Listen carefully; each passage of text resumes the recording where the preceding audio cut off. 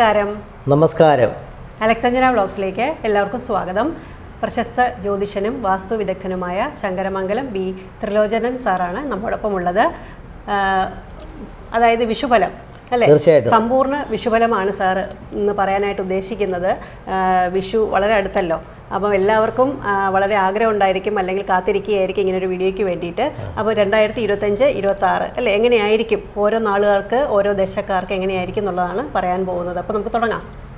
കണിക്കൊന്നകൾ പൂത്തുലയുന്ന പ്രകൃതി മനോഹരമായ ഒരു അന്തരീക്ഷത്തിലാണ് നമ്മൾ വിഷു ആഘോഷിക്കുന്നത്. വിഷു എന്ന് വെച്ചാൽ തുല്യമെന്നാണ് അർത്ഥം. കാരണം സൂര്യനും കണക്കനുസരിച്ച് നോക്കുമ്പോൾ രാവും പകലും തുല്യമായിരിക്കുന്ന ഒരവസ്ഥ.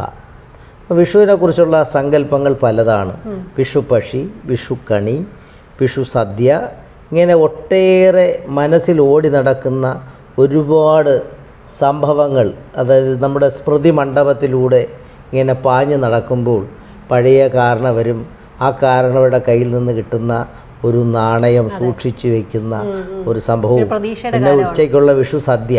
ഇന്ന് സദ്യ ആയതുകൊണ്ട് ആ വിഷു സദ്യക്ക് പ്രത്യേകിച്ചൊരു ഇത് തോന്നുന്നില്ല. കാരണം പഴയ കാലത്ത് അങ്ങനെയല്ല. വിഷു സദ്യ എന്ന് വെച്ചാൽ കാരണവർ തൊട്ട് കൊച്ചുകുട്ടി വരെ ഇങ്ങനെ ഒരേ സ്ഥലത്തിരുന്ന് എല്ലാവരും സന്തോഷത്തോടെ, സംതൃപ്തിയോടെ, സമാധാനത്തോടെ, സൗഹാർദ്ദത്തോടെ കൊണ്ടു നടന്നിരുന്ന ആ വിഷു ഇന്ന് ഒരു പക്ഷേ നമ്മൾ പലപ്പോഴും നമ്മുടെ അന്തരീക്ഷം, ഗൃഹാന്തരീക്ഷം പലപ്പോഴും മാറിപ്പോവുകയാണ് ചെയ്യുന്നത്.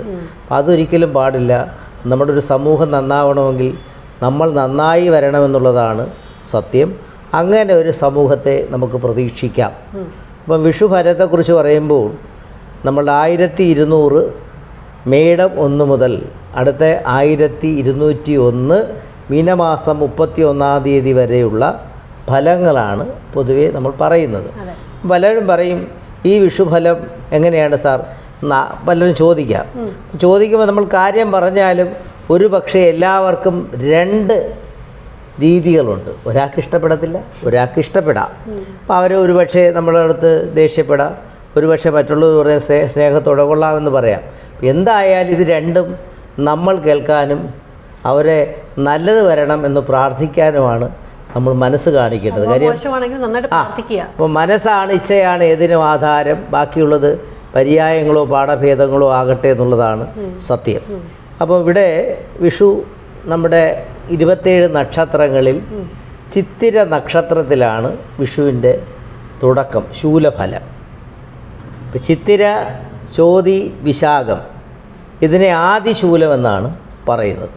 ഈ ആദിശൂലത്തിൽ ജനിച്ച ചിത്തിര, ചോതി, വിശാഖക്കാർക്ക് പൊതുവേ പറയുകയാണെങ്കിൽ മാനസിക പ്രയാസങ്ങൾ, സാമ്പത്തിക പ്രശ്നങ്ങൾ, അതുപോലെ തന്നെ രോഗങ്ങൾ, തൊഴിൽ മേഖലകളിൽ ഒരുപാട് പ്രശ്നങ്ങളൊക്കെ ഉണ്ടാകാം. പക്ഷേ ഈ പറയുന്ന സംഭവങ്ങളെല്ലാം കൂടി ചേർത്ത് വെച്ച് നോക്കുമ്പോൾ ഒരു കാര്യം അവർ മനസ്സിലാക്കേണ്ടതുണ്ട്.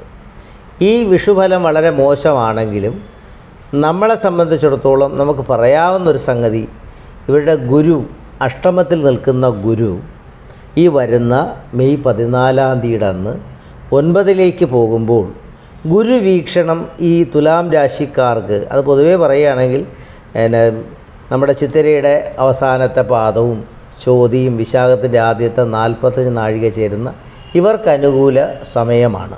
അപ്പോൾ പൊതുവെ പറഞ്ഞാൽ ചിത്തിരയ്ക്കും ചോതിക്കും വിശാഖത്തിനും ആദിശൂലമാണെങ്കിലും വിഷുവിനെ സംബന്ധിച്ച് നിങ്ങൾ മെയ് 14-ാം തീയതി വരെ ഒരു ടെൻഷനിലിരുന്നാൽ മതി. അത് കഴിഞ്ഞാൽ നിങ്ങളുടെ ജീവിതത്തിൽ ഒട്ടേറെ വിജയമുണ്ടാക്കിയെടുക്കാൻ സാധിക്കുക തന്നെ ചെയ്യും. അപ്പം നമ്മുടെ പ്രാർത്ഥനയിൽ എപ്പോഴും മുഴുകണം. അപ്പം ത്രിസന്ധ്യാ നേരത്ത് പഴയ കാലത്ത് വിളക്കൊക്കെ തെളിയിച്ച് നാമമന്ത്രങ്ങൾ ചൊല്ലിയിരുന്ന എത്രയോ ഗൃഹങ്ങളുണ്ടായിരുന്നു. ആ ഗൃഹാന്തരീക്ഷമൊക്കെ മാറിപ്പോയി.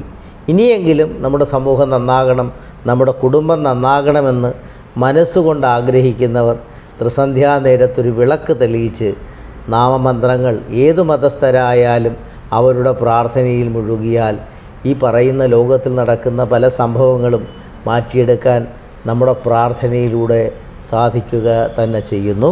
അപ്പം ചിത്തിര, ചോതി, വിശാഖക്കാരാണ് ആദിശൂലം. അത് കഴിഞ്ഞ് നമുക്ക് വരുന്ന അനിഴം, കേട്ട, മൂലം, പൂരാടം, ഉത്രാടം, തിരുവോണം വരെ ഈ 6 നാളുകൾക്ക് വിശേഷിച്ച് ബഹുമാനങ്ങളും തൊഴിൽ മേഖലകളിൽ ഉണർവും വിദേശ യാത്രയ്ക്ക് ആഗ്രഹിക്കുന്നവർക്ക് വിദേശ യാത്രയ്ക്ക് പോകാൻ പറ്റുന്ന അവസരമാണ്. മൊത്തത്തിലെ കുടുംബത്തിലെ ഒരു അന്തരീക്ഷം നല്ലതായി തീരുന്ന ഒരു കാലഘട്ടമാണ്. അപ്പോൾ ഇവരെ സംബന്ധിച്ചിടത്തോളം ഇതുവരെ തൊഴിൽ മേഖലകളിൽ തടസ്സമായി നിൽക്കുന്നവർ, വിവാഹ തടസ്സമുള്ളവർ, സന്താന ഭാഗ്യം കുറയുന്നവർ, ഇവർക്കെല്ലാം അനുകൂലമായ ഒരു സമയമാണ് ഇപ്രാവശ്യത്തെ വിഷുഫലം ലഭിക്കുന്നത്. അപ്പം അനിഴം, കേട്ട, മൂലം, പൂരാടം, ഉത്രാടം, തിരുവോണം ഈ 6 നാളുകൾക്ക് വളരെയേറെ സമ്പൽ സമൃദ്ധി ഉണ്ടാവുക തന്നെ ചെയ്യും. അപ്പം പ്രാർത്ഥന എന്ത് വസ്തുതയുണ്ടായാലും, അതായത് സുഖമുണ്ടായാലും ദുഃഖമുണ്ടായാലും സുഖവും ദുഃഖവും അനുഭവകാലം പോയാൽ സമവിഹ നാരായണ ജയ എന്നാണ്. അപ്പോൾ സുഖം വന്നാലും ദുഃഖം വന്നാലും നമ്മുടെ പ്രാർത്ഥന ഒരിക്കലും മുടക്കരുത്. മാത്രമല്ല നമ്മളൊരിക്കലും ദൈവത്തിനെ കുറ്റം പറയുകയും ചെയ്യരുത്. ഇതൊക്കെ നമ്മുടെ വിധിയാണ്, ഇങ്ങനെയൊക്കെ സംഭവിക്കുന്നെന്നുള്ള ചിന്താഗതി അങ്ങനെ ഉണ്ടാക്കിയെടുക്കണം. ഒരിക്കലും ദൈവത്തെ കുറ്റം പറയുന്നത് ശരിയല്ലെന്നേ ഞാൻ പറയുകയുള്ളൂ. അപ്പോൾ അടുത്ത വരുന്ന അവിട്ടം, അതുപോലെ തന്നെ ചതയം, പൂരുരുട്ടാതി ഇവർക്ക് വിഷുഫലം മദ്യശൂലമാണ്. ഇവരെ സംബന്ധിച്ചിടത്തോളം തൊഴിൽ മേഖലകളിൽ തടസ്സം, മുതിർന്ന ഉദ്യോഗസ്ഥന്മാരിൽ നിന്ന്, അതായത് ഉയർന്ന ഉദ്യോഗസ്ഥന്മാരിൽ നിന്നുള്ള അപമാനക്ഷതങ്ങൾ സംഭവിക്കാം.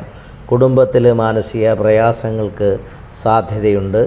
അതുപോലെ തന്നെ വിവാഹത്തിൻ്റെ തടസ്സം, തൊഴിൽ തടസ്സം, വിദേശയാത്രയ്ക്ക് പോകാൻ ശ്രമിക്കുന്നവർക്കുള്ള തടസ്സം, ഇതെല്ലാം ഒരു പക്ഷേ ഈ വരുന്ന മെയ് 14-ാം തീയതി വരെ കാണുകയുള്ളൂ, 2025 മെയ് 14.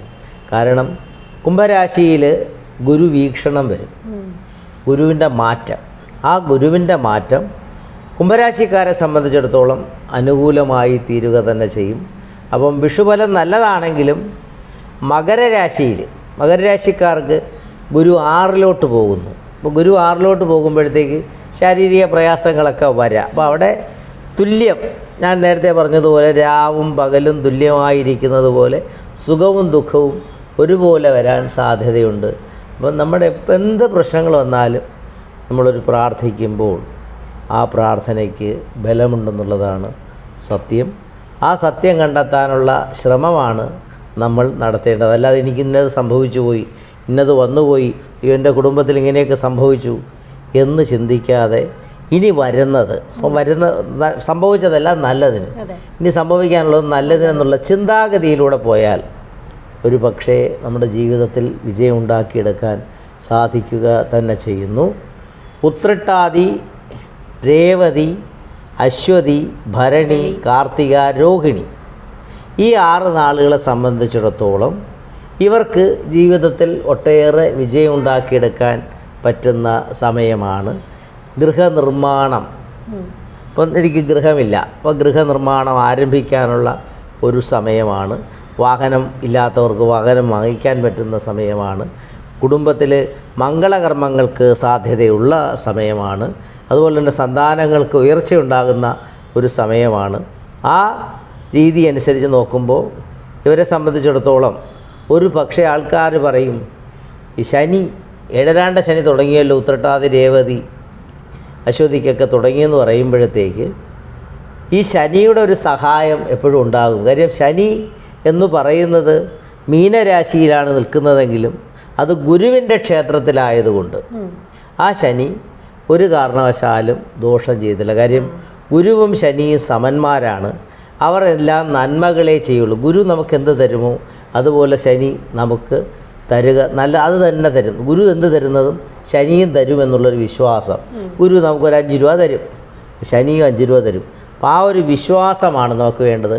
ആ വിശ്വാസത്തിനനുസരിച്ച് എപ്പോഴും ചെയ്യേണ്ടത് ഞാൻ പറയാറുണ്ട്, ഒരു പ്രാർത്ഥിക്കുക. ഇപ്പോൾ നമ്മൾ പ്രാർത്ഥിക്കാറുണ്ട് ത്രിസന്ധ്യാനേരം എന്ന് പറയുമ്പോൾ തന്നെ പണ്ട് കാലത്ത് കുട്ടികൾ ഉമ്മറപ്പടിയിലിരിക്കരുതെന്നൊക്കെ പറയും.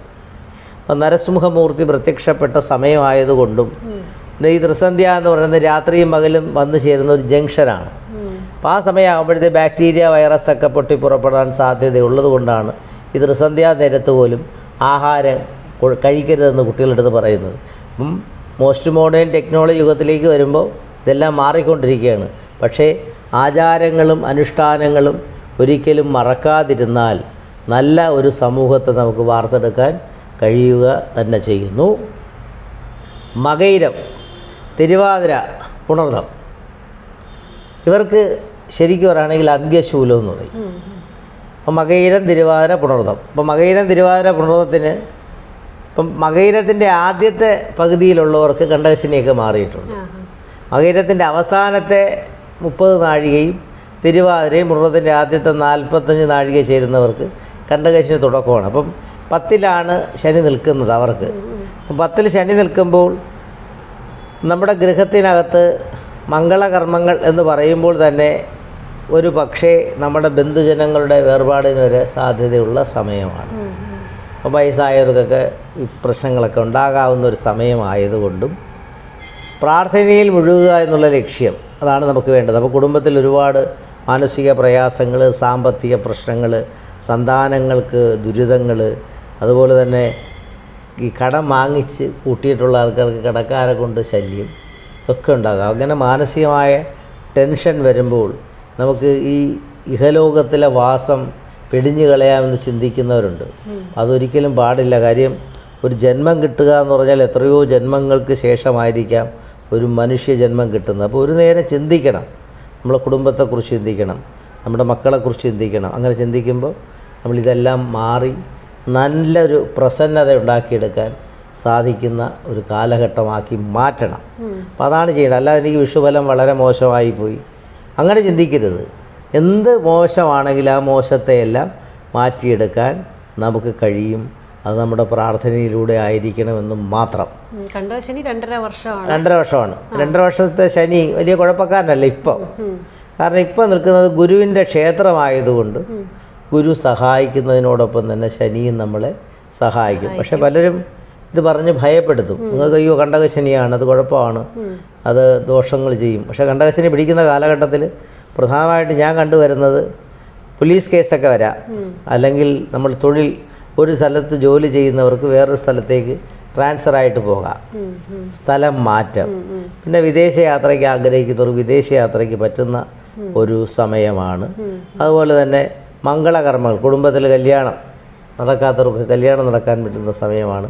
ഗൃഹാരംഭ കർമ്മം, ഗൃഹം വീടിന് പണി തുടങ്ങിക്കഴിഞ്ഞാൽ അത് കണ്ടകശനി ആ വീട് പണി അങ്ങ് പൂർത്തിയാവുകയും ചെയ്യും. അപ്പം അങ്ങനെയൊക്കെ പലരും അത് ചെയ്യുന്നുണ്ട്. അപ്പോൾ ശനി തീരുമല്ലോ അല്ലേ? അത് ചേരും. അപ്പോൾ അങ്ങനെ ആ ശനിയുടെ സഹായം നമുക്ക് അനുകൂലമായിട്ടുള്ളത് കൊണ്ടും ഈ വിഷുഫലം അധികം ആരും പേടിക്കേണ്ടതില്ല കേട്ടോ. അപ്പം മകയിരം, തിരുവാതിര, പുണർദക്കാർ ടെൻഷനൊന്നും അടിക്കേണ്ട, ഒരു കാരണവശാലും പേടിക്കേണ്ട കാര്യവുമില്ല. പൂയം, ആയില്യം, മകം, പൂരം, ഉത്തരം, അത്തം ഈ 6 നക്ഷത്രക്കാർക്ക് രാജകീയ ബഹുമാനം, അതുപോലെ തന്നെ ഉന്നത നിലയിലുള്ള ആളുകളിൽ നിന്നുള്ള അനുഗ്രഹം, സ്വന്തം ഭവനം, വാഹനഭാഗ്യം, തൊഴിൽ മേഖലകളിൽ ഉണർവ്, കലാകാരന്മാരെ സംബന്ധിച്ചിടത്തോളം കലാരംഗത്ത് ഏറെ ശോഭിക്കാൻ പറ്റുന്ന ഒരു സമയമാണ്. പക്ഷേ ഇവരെ സംബന്ധിച്ച് ലാസ്റ്റിൽ ഞാൻ പറഞ്ഞ അത്തം, അതായത് ഉത്തരത്തിൻ്റെ അവസാനത്തെ 45 നാഴിക, അത്തം ചിത്തിരയുടെ ആദ്യത്തെ 30 നാഴിക ചേരുന്ന കന്നിരാശിക്കാർ. ഈ അത്തക്കാർ നമ്മൾ പറഞ്ഞ പോലെ ഒരുപാട് കലാകാരന്മാരുണ്ട്. അപ്പോൾ കലാകാരന്മാർക്കെല്ലാം ഇപ്പം കണ്ടകശനി പിടിച്ചിരിക്കുന്നു എന്ന് പറയുമ്പോൾ ചില സമയത്ത് ഇവർക്ക് മാനസിക പ്രയാസങ്ങളുണ്ടാക്കാം, അല്ലെങ്കിൽ മറ്റുള്ളവരിൽ നിന്നെല്ലാം പിന്നെ ദോഷവശങ്ങളുണ്ടാകാം. അതായത് മോശമായിപ്പോൾ അങ്ങനെയാണെങ്കിൽ ഇങ്ങനെ ചിത്രീകരിക്കാം. പക്ഷെ അവർ ചെയ്യേണ്ടത് അവരുടെ പ്രാർത്ഥനയിൽ മുഴുകുമ്പോൾ ഇതിന് മാറ്റം ഉണ്ടാകാം. ഇതൊക്കെ കേൾക്കുമെങ്കിലും ആദ്യത്തെ ശനി പിടിക്കുമ്പോഴാണ് നമുക്ക് ഏറ്റവും കൂടുതൽ തുടക്കത്തിൽ പ്രശ്നങ്ങളാണ്, പിന്നെ അവസാനവും പ്രശ്നം. അതുകൊണ്ട് ശനി എന്നെ പിടിച്ചുപോയി അതുകൊണ്ട് എനിക്ക് ദോഷമാണെന്ന് ചിന്തിക്കേണ്ട, മാറ്റങ്ങളുണ്ടാകും. അപ്പോൾ നമ്മൾ ശ്രദ്ധിക്കേണ്ടത് പൂയം, ആയില്യം, മകം, പൂരം, ഉത്തരം, അത്തം വരെ ഇപ്പം വിഷുഫലം നല്ലതാണ്. ആ വിഷുഫലത്തിന് ഈ പറയുന്ന സ്ഥാനമാനങ്ങൾക്കെല്ലാം ലഭ്യമാകുക തന്നെ ചെയ്യും. അപ്പോൾ അങ്ങനെ വിഷുവിൻ്റെ മൊത്തം ഫലം കേൾക്കുമ്പോൾ തന്നെ ആരും ഭയപ്പെടരുതെന്നേ ഞാൻ പറയാറുള്ളൂ. ഈ ഗുരുവിൻ്റെ മാറ്റവും ശനിയുടെ മാറ്റവും ഒക്കെ പലർക്കും നല്ലതായി വരും. പിന്നെ ശനി ശനി ദശയിൽ ജനിച്ചവരെ വലിയ കുഴപ്പം ചെയ്യത്തില്ല. അപ്പോൾ അവിടെ മൈനസും കൂടി ചിലപ്പോൾ പ്ലസ്സായി മാറും. അങ്ങനെ ശനിയുടെ പ്രധാന ദേവനെന്ന് പറയുന്നത് ശിവന് ജലധാര ചെയ്യുക. അപ്പോൾ ശനി ദശയിൽ ശനി വരികയാണെങ്കിൽ നീരാജനം അയ്യപ്പന് ചെയ്യാം. പിന്നെ അവരുടെ മറ്റ് മതസ്ഥരുടെ പ്രാർത്ഥനകൾ എന്ന് പറയുമ്പോൾ അവർ ശനിയാഴ്ച, ഇപ്പം മുസ്ലിം സഹോദരങ്ങളാണെങ്കിൽ 5 നേരം അവരുടെ നിസ്കാരം ശനിയാഴ്ച ചെയ്യുക. ക്രിസ്ത്യൻ സഹോദരന്മാരാണെങ്കിൽ അവരുടെ പ്രാർത്ഥനയിൽ ശനിയാഴ്ച ഉൾപ്പെടുത്തുക. അപ്പം ഏത് മതസ്ഥരായാലും അവരുടെ പ്രാർത്ഥനാ രീതിയിലൂടെ, അപ്പം കൊച്ചിലെ തന്നെ കുട്ടികളെ ഈ പ്രാർത്ഥനയിലേക്ക് കൊണ്ടിറക്കുമ്പോൾ അവരുടെ മനസ്സിൽ ആ ഭയം അങ്ങ് മാറും. അപ്പം ഭയം മാറി നല്ല ഒരു മനസ്സാക്കി മാറ്റിയെടുക്കാൻ കുട്ടികൾക്ക് കഴിയും. അങ്ങനെ കുട്ടികളെ വ്യത്യസ്തമായ ലോകത്തിലേക്ക് കൊണ്ടുപോകാൻ, നല്ല രീതിയിലേക്ക് കൊണ്ടുപോകാൻ നമ്മുടെ കുടുംബത്തിലെ അമ്മമാർക്ക് കഴിയുക തന്നെ ചെയ്യും. അപ്പം ഒരു അഭ്യർത്ഥന എന്ന് പറയുമ്പോൾ ഈ ത്രിസന്ധ്യാ നേരത്ത് കുട്ടികൾക്ക് ഒരു നാമമെങ്കിലും ചൊല്ലിക്കൊടുക്കുക, മറ്റു മതസ്ഥർ അവരുടെ പ്രാർത്ഥനയിൽ മുഴുകുക. അങ്ങനെ ചെയ്യുമ്പോൾ കുട്ടികളുടെ മനസ്സ് നന്നായി വരും. ആ നന്നാകുന്നതിനോടൊപ്പം തന്നെ നമ്മുടെ കുടുംബം നന്നാകും. കുടുംബം നന്നാകുമ്പോൾ സമൂഹവും നന്നാകും. അങ്ങനെ നമ്മുടെ ഈ ലോകത്തിൽ ശാന്തിയുടെയും സമാധാനത്തിൻ്റെയും സൗഹാർദ്ദത്തിൻ്റെയും ഒരു അന്തരീക്ഷം ഉണ്ടാക്കിയെടുക്കാൻ നമുക്കെല്ലാവർക്കും കഴിയും. അപ്പം അങ്ങനെയുള്ള ഒരു ലോകത്തെക്കുറിച്ച് നമുക്ക് ചിന്തിക്കണം. അപ്പോൾ ആ ചിന്താശക്തിയിലൂടെ എല്ലാ പ്രിയപ്പെട്ടവർക്കും നന്മയുണ്ടാകണമെന്നുള്ളൊരു പ്രാർത്ഥന നമ്മൾ പ്രാർത്ഥിക്കുമ്പോൾ മറ്റൊരാൾക്ക് കൂടി വേണ്ടി പ്രാർത്ഥിക്കുക, അവർക്ക് നല്ലത് വരണമെന്ന് ചിന്തിക്കുക. അല്ലാതെ ശത്രു സംഹാര അർച്ചന നടത്തി ശത്രുവിനെ നിഗ്രഹിക്കുക എന്ന് പറഞ്ഞാൽ ശരിയായ ഒരു കാഴ്ചപ്പാടല്ല. ശത്രു സംഹാര അർച്ചന നടത്തുക എന്ന് പറഞ്ഞാൽ എനിക്ക് എൻ്റെ മനസ്സിൽ ഒരാൾക്ക് ശത്രുതയുണ്ടെങ്കിൽ, എന്നോട് ശത്രുതയുണ്ടെങ്കിൽ ആ ശത്രുതയൊക്കെ മാറ്റി എൻ്റെ അടുത്തേക്ക് ആ മിത്രം വീണ്ടും വരണം, മിത്രമായി തീരണം എന്നുള്ളൊരു കാഴ്ചപ്പാടാണ് ഞാൻ കാണുന്നത്. അങ്ങനെയുള്ള ഒരു കാഴ്ചപ്പാട് ഉണ്ടാക്കിയെടുക്കാൻ ശ്രമിക്കുക. നിന്നെപ്പോലെ നിൻ്റെ അയൽക്കാരനെ സ്നേഹിക്കുക എന്ന് യേശുദേവൻ പറഞ്ഞതുപോലെ നമുക്കെല്ലാവരെയും ആത്മാർത്ഥതയോടുകൂടി സ്നേഹിക്കാം, ഭക്തിയോടുകൂടി സ്നേഹിക്കാം. വിഭക്തി പാടില്ല. ഭക്തിമാർഗത്തിലൂടെ ഏത് മതസ്ഥരും അവരെ ഭക്തിയിലൂടെ മുന്നോട്ട് കൊണ്ടുപോയാൽ നമ്മുടെ ഈ സമൂഹം നന്നായി വരുമെന്നുള്ള ഒരു കാഴ്ചപ്പാട് എനിക്കുണ്ട്. അപ്പോൾ അതുപോലെ തന്നെ അഞ്ജന അവർക്കും ഉണ്ടെന്നുള്ളൊരു വിശ്വാസമുണ്ട്. ആ വിശ്വാസം രക്ഷിക്കട്ടെ.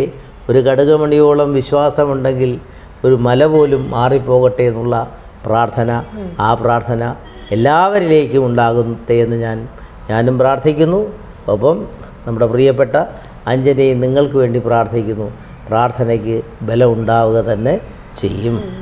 ശങ്കരമംഗലം സാറിൻ്റെ ഫോൺ നമ്പറും ഡീറ്റെയിൽസും വീഡിയോയുടെ താഴെ കൊടുത്തേക്കും. അപ്പം ആവശ്യമുള്ളവർക്ക് നേരിട്ട് വിളിക്കാവുന്നതാണല്ലേ, നേരിട്ട് കൺസൾട്ടേഷൻ? തീർച്ചയായിട്ടും. അങ്ങനെ ഒരു നല്ല മനസ്സിൻ്റെ ഉടമയാകാനാണ് ഞാൻ എപ്പോഴും ശ്രമിക്കുന്നത്. കാര്യം എനിക്ക് ആരോടും വ്യക്തി വൈരാഗ്യം വെച്ച് പുലർത്താൻ താല്പര്യമില്ല. കാര്യം എത്ര വൈരാഗ്യം നമ്മളോടുണ്ടെങ്കിലും അതൊക്കെ ആരെ കാണുമ്പോഴും നമ്മുടെ ഹൃദയത്തെ ചേർത്ത് പിടിച്ചൊരു നമസ്കാരം പറഞ്ഞ് നല്ലൊരു പുഞ്ചിരിയൊക്കെ കാണിക്കുമ്പോൾ അവരുടെ ശത്രുത മാറിപ്പോകും എന്നുള്ളൊരു വിശ്വാസം. അതുകൊണ്ട് നമുക്ക് ആ ലോകത്തിൽ ആർക്കും ശത്രുക്കളില്ല എന്ന് ചിന്തിക്കുക. ട്രിവാൻഡ്രം തന്നെയാണ് വീട്. അപ്പോൾ അവിടെ തന്നെയാണ് ജ്യോതിഷാലയം ഒക്കെ ഇട്ടേക്കുന്നത്. ക്ഷേത്രത്തിലൊക്കെ പ്രാർത്ഥനയുണ്ട്, പൂജകളും കാര്യങ്ങളൊക്കെ ചെയ്തു പോരുന്നുണ്ട്. അപ്പം അങ്ങനെ തിരക്ക് പിടിച്ചൊരു നമ്മൾ ഒരാൾക്ക് വേണ്ടി ചെയ്യുന്ന കർമ്മം എപ്പോഴും ശുഭമായി തീരണം. അപ്പം നമ്മൾ ഒരിക്കലും ഈ ധനമോഹം വന്നു കഴിഞ്ഞാൽ അത് ആർത്തിയായിപ്പോവും. ഒരാർത്തി ഒരു മൂർത്തി എന്നാണ്. അതൊക്കെ മാറ്റി വയ്ക്കുക. തരുന്ന ദക്ഷിണയൊക്കെ സ്വീകരിക്കുക. അല്ല, ദക്ഷിണ എന്ന് പറയുമ്പോൾ ദാക്ഷിണ്യമില്ലാത്തതാണ്. ചോദിച്ച് വാങ്ങുക എന്നുള്ളതൊരിക്കലും ശരിയായ ഒരു നടപടിയല്ല, അതിൻ്റെ ഒരു കാഴ്ചപ്പാടുമല്ല. അപ്പോൾ എന്തായാലും ഇത്രത്തോളം എത്തി നമുക്ക് വേണ്ടിയിട്ട് വിഷുഫലമൊക്കെ പ്രേക്ഷകർക്ക് വേണ്ടിയിട്ടൊക്കെ പറഞ്ഞു കൊടുക്കുകയും വിശദീകരിക്കുകയൊക്കെ ചെയ്തതിന് നന്ദി. അപ്പം ഇതുവരെ വീഡിയോ കണ്ടുന്ന എല്ലാ പ്രേക്ഷകർക്കും സ്നേഹത്തോടെ നന്ദി, നമസ്കാരം.